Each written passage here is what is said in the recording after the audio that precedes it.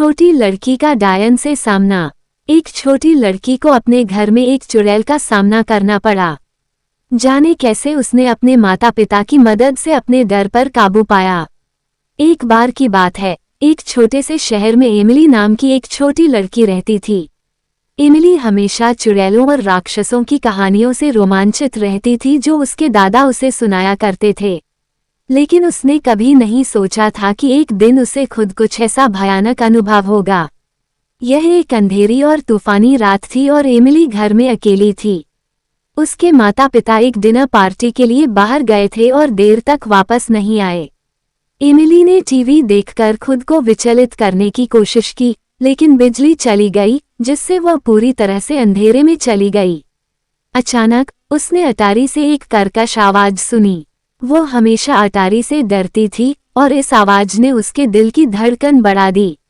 Emily ने धीरे धीरे चरमराती सीढ़ियों से अटारी की ओर अपना रास्ता बनाया। जैसे ही उसने दरवाजा खोला, उसने कुछ देखा जिससे उसका खून ठंडा हो गया। कोने में काले कपड़े में एक आकृति खड़ी थी। यह एक चुड़ैल थी, जिसके लंबे उलझे हुए बाल और उसके चेहरे पर एक टेढ़ी मेढ़ी दुष्ट मुस्कान थी। एमिली ने भागने की कोशिश की, लेकिन चुड़ैल बहुत तेज थी। वह अपनी हड्डी वाली उंगलियों से आगे बढ़ी और एमिली की बांह पकड़कर उसे और करीब खींच लिया। एमिली डर के मारे जम गई क्योंकि चुड़ैल ने प्राचीन भाषा में जप करना शुरू कर दिया। अचानक अटारी का दरवाजा खुल गया और एमिली के माता पिता दौड़कर अंदर आए। उन्हें लगा कि कुछ गड़बड़ है और वे जल्दी घर आ गए थे। चुड़ैल ने उनका सामना किया, उसकी आंखें गुस्से से चमक उठीं। लेकिन एमिली के माता पिता साधारण लोग नहीं थे। वे जादू टोने के विशेषज्ञ थे और वे जानते थे कि इस तरह की स्थिति से कैसे निपटा जाए। उन्होंने अपनी छड़ी निकाली और चुड़ैल पर जादू करना शुरू कर दिया, जो उनकी आंखों के सामने सिकुड़ने और मुरझाने लगी।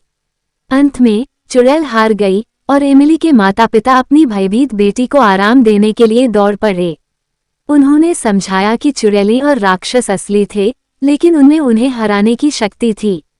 उस दिन से एमिली ने बहादुर बनना सीखा और अपने डर को कभी भी अपने ऊपर हावी नहीं होने दिया। और जहां तक जादू टोना की बात है, उसने उस नगर में फिर कभी किसी को परेशान नहीं किया।